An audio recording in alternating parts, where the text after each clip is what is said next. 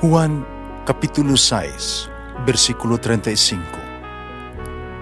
Si Jesus miingon kanila, Ako mao ang pan nga naghatag sa kinabuhi. Ang muari kanako dili nagayod gutumon, ug ang mutuo kanako dili nagayod uhawon. Ang mga puno Pan sa kinabuhi. maglikon unta sa mong pagtuo ug gagaka kami sa pagtuman sa imong mahal nga kasuguan. Ang Ginoo man kaninyo. Santos nga Ebanghelyo sumala ni San Mateo. Si Jesus miingon siya mga tinunan.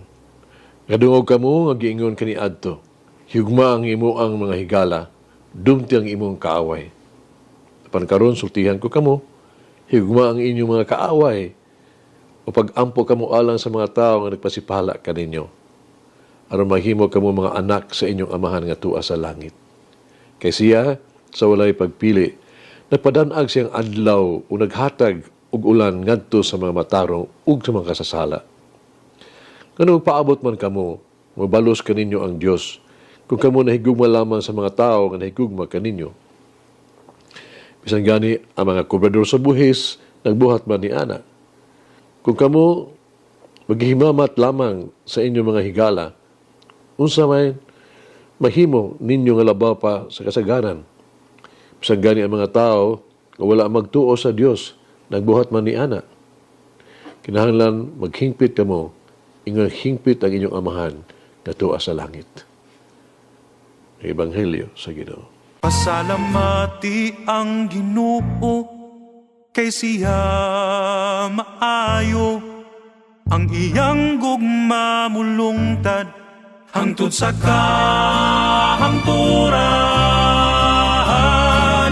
Pasalamati ang Diyos sa tanang mga Diyos, ang iyang gugma malungtaron. Pasalamati ang Ginoo sa mga Ginoo, ang iyang gugma malungtaron.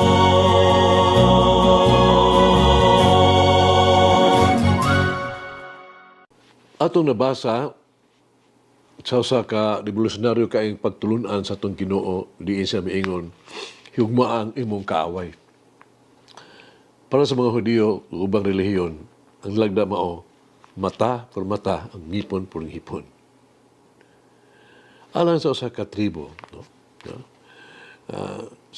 Doon na sila mura gitawag to sinulat nga balaod nga dugo sa dugo. Kung ang usa ka miyembro sa usa ka tribo masamdan sa usa ka miyembro sa laing tribo, ang naagrabyado nga partido nang ginahanglan usa ka bayad pinaagi usab, no, sa pagpasakit, no, sa usa ka miyembro sa pikas tribo o kung dili ano nagigubat nga mahitabo. Diha ang Ginoo nagsugo kanato sa pagigugma sa atong kaaway. Ang pulong nga iyang gigamit alang sa gugma mao ang Grego nga pinulungan agape. Ang agape nagpasabot og gugmang putli. Panalitan ng imuhang kaaway, nagbitay na sa usa ka pangpang, nagsinggit alang sa tabang. Ang agape, mapadayag nimo, pagtabang kaniya, pagluwas kaniya, paghawas diha sa pangpang, pagbirak kaniya luwas. Ang agape nagpasabot, pagkamaayo, ng hinaot o kaayuhan sa uban. Ang Ginoo nagsulti kanato sa pag-ampo alang sa ato ang mga kaaway. Siya sa diha ang ilansa sa krus, nag-ampo siya. Amahan pasiluan sila kay walas na mahibalo sa masayod silang gibuhat. Ang agape nagpasabot usab ug pagtahod kinahanglan katahuro nato ang ato ang mga kaaway. Bisan nakahimo sila sayop kanato tungod kay gihugma man sila sa Ginoo. So kay gayon ni ana, Mon maghatag o pagigulong bayan sa pagpasaylo o pahigugmaay sa kaaway. Diyo sa kababaeng ibiduol ka nago, ano nang utana, bahin siyang, kung pasaylo ba niya ang iyang uyab, ang iyang trato, hinigugma. Ang pagpasaylo, ba, kung pasaylo ko, kinahanglan bang ako siyang higugmaon pagbalik, dawaton ko sila magbalik mi, kalimtan lang ang hapon. Ginang na ko siya, gadi na niya kinahanglan nga buhaton.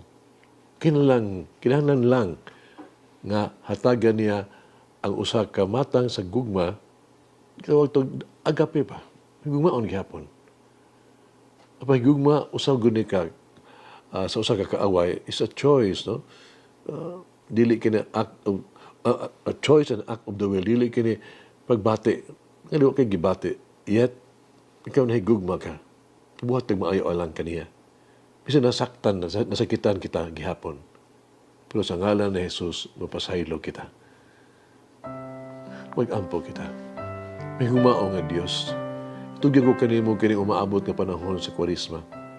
Hangyoon ko ikaw, nga ipakita ka nako kung unsa ang gikinahanglan nakong talikdan. Kung unsa ang kinahanglan nakong ipunting, idanaag sa imo ang may gugmaong kahayag sa mangit-ngit nga bahin sa akong kasing-kasing. Magdala og bag-ong kinabuhi, bag-ong paglaom o bag-ong posibilidad. Tabangi ako sa paglakaw na mas duol uban ni Jesus. Hibalan na ako gigugma pag-ayo kaniya o kinangguma ipaampit nako sa uban. Amen. Mama Mary, help me to love like the Lord, to be perfect as the Heavenly Father is perfect. Mulangin ang Diyos magagahom sa tanan. Amahan, Anak, Espiritu Santo. Amen. May the Lord of the divine mercy bless us all, heal us from all diseases and suffering. Ayun unta niya kita, tanang mga sakit na sa lawas o sa kalag, body and soul. In the name of the Father, the Son, and of the Holy Spirit. Jesus, I trust in you. Amen. Whoever eats the bread of life will never hunger, says the Lord. Kay galaan inyong nabati ang pagpaambit ug hamubong pamalandong sa pulong sa Dios pinaagi sa tulumanon pan sa kinabuhi nga gidumala ni Monsignor Daddy Silva. Hangtod na usab sa sunod higayon, daghang salamat. The bread of life.